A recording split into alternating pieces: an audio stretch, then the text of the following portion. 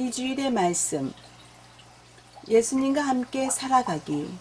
히브리서 12장 2절. 믿음의 주여, 또 온전하게 하시는 이인 예수를 바라보자.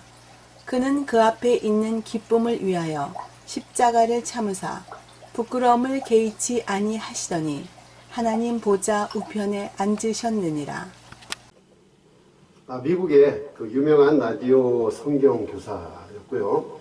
필라델피아의 그 제10 장로교회의 목사님이셨던 도널드 그레이 바나우스 목사님은 어느 날 이런 질문을 청중들에게 했습니다. 만약에 사탄이 한 도시를 장악한다면 과연 그 도시는 어떻게 될 것인가 하는 것인데요. 많은 사람들은 그 어둠 속에 그저 죄와 범죄로 아주 공포스럽고 또한 두려움으로 꼼짝달싹 하지 못하는 그런 분위기 안에 떨고 있는 그런 사람들을 상상했습니다. 그런데 바나우스 목사님은 뜻밖이가 다른 이야기를 합니다. 먼저 모든 술집은요 모두 문을 닫을 것이라는 것입니다. 그리고 모든 음란과 태폐적이었던 그런 모든 문화가 자취를 감추어 버릴 것이라는 것이고, 또한 도시의 범죄율은 감소할 것이라는 것입니다. 그리고 도시의 그 뒷골목 곳곳마다 쓰레기가 더 이상 볼 수가 없으며 아주 깨끗하고 쾌적한 도시가 될 것이라는 것입니다. 사람들은 더 이상 남의 허물을 말하지 않고요, 헛소문과 악담이 사라지고 아이들은 공손히 말하면서 교회는 매 주일마다 문전성시를 이룰 것이라고 했습니다.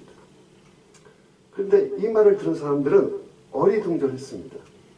왜냐하면 이 모든 것들이 어떻게 가능할 수 있냐고 되물었습니다.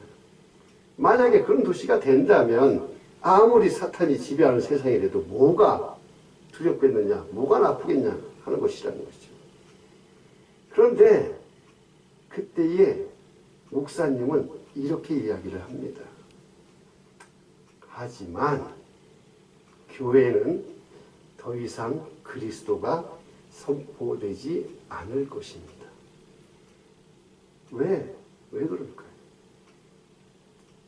사탄의 계략은 첫째로 교회 안에서 더 이상 하나님의 거룩함보다는 사람들의 행복을 더 중요하게 생각하게 하려는 것입니다.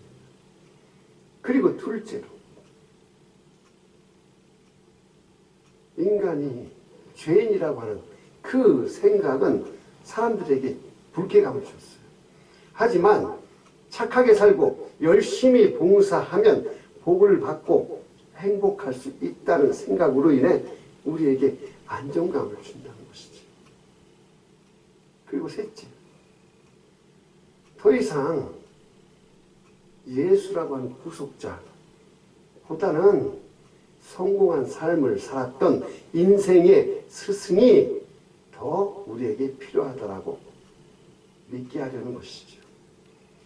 사단은 사람들로 하여금 예수로부터 그들의 시선을 멀어지게 하는 것입니다.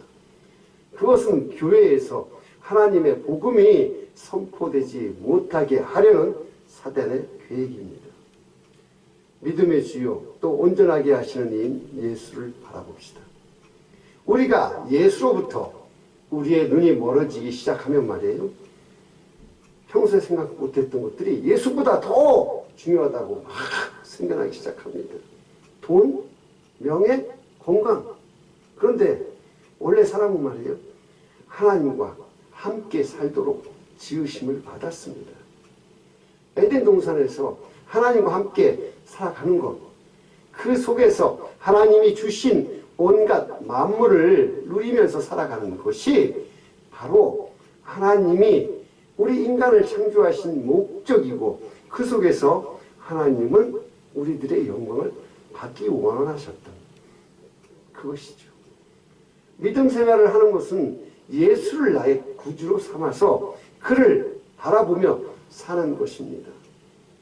예수님의 가르침을 따르고 그의 명령에 순종하며 사는 것입니다.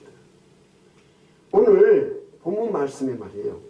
예수님은 기쁨을 위해서 십자가를 참으셨으며 부끄러움도 개의치 않았습니다. 그렇다면 예수님이 원하는 그 기쁨이란 무엇일까요?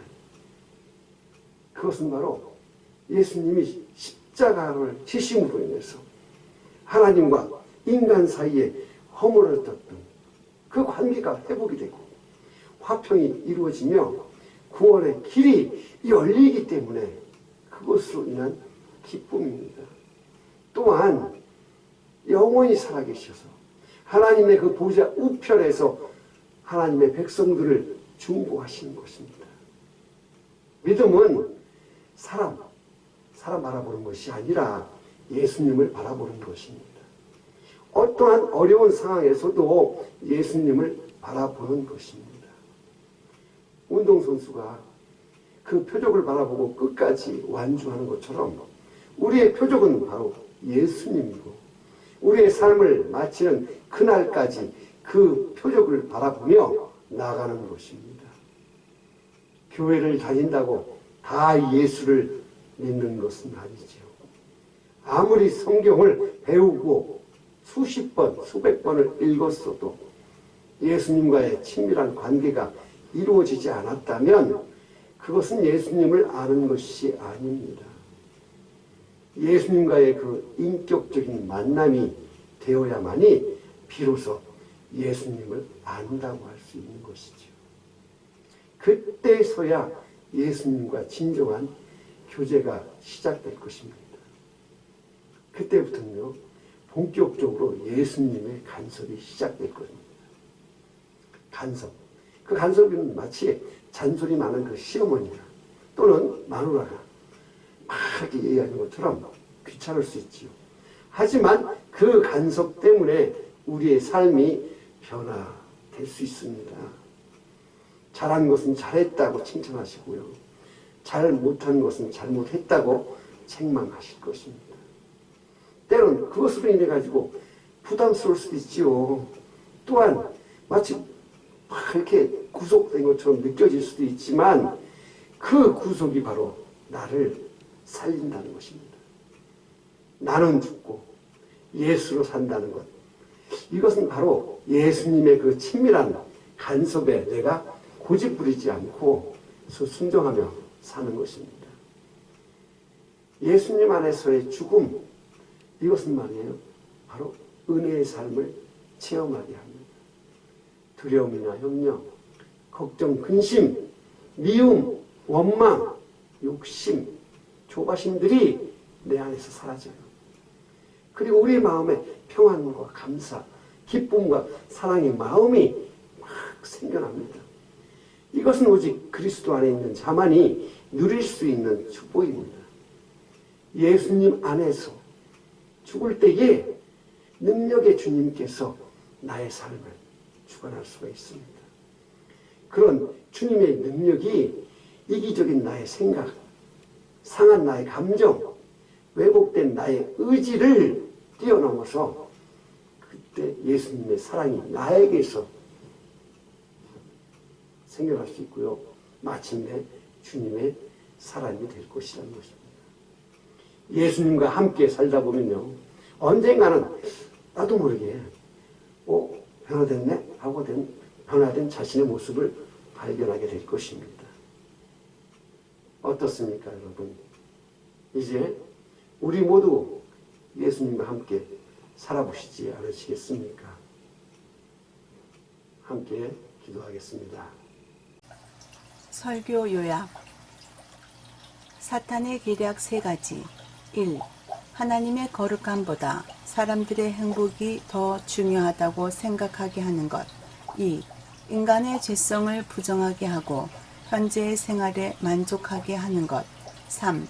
예수의 구속보다는 성공하는 비결이 더 중요하다고 생각하게 하는 것. 믿음이란 1. 예수를 바라보는 것. 2.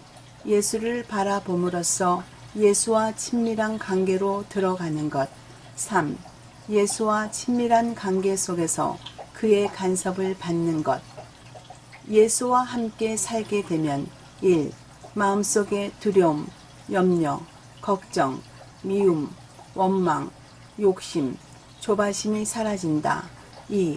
나의 삶이 평안과 감사, 기쁨과 사랑의 마음으로 변화된다. 3. 나의 이기적인 생각, 상한 감정, 왜곡된 의지를 주님께서 만져주셔서 나도 모르는 사이에 변화된 나를 발견하게 된다. 적용. 이제는 예수님과 어떤 관계를 맺으며 살 것인가? 예수님을 통해 나의 삶이 변화되어지고 나의 자아가 변화된다면 예수님과 함께 살아보는 것이 어떠할지.